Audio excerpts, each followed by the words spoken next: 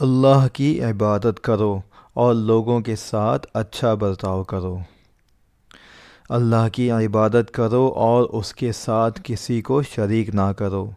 رشتہ داروں، یتیموں، مسکینوں، پڑوسیوں اور مسافروں کے ساتھ احسان کا معاملہ کرو۔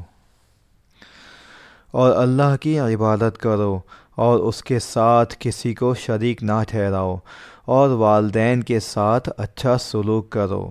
نیز رشتہ داروں، یتیموں، مسکینوں، قریب والے پڑوسی، دور والے پڑوسی، ساتھ بیٹھے یا ساتھ کھڑے ہوئے شخص اور راہگیر کے ساتھ، اور اپنے غلام باندیوں کے ساتھ بھی اچھا برتاؤ رکھو۔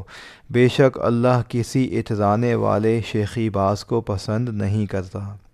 سورہ نساء آیت 36، آسان ترجمہ قرآن، مفتی تقی عثمانی۔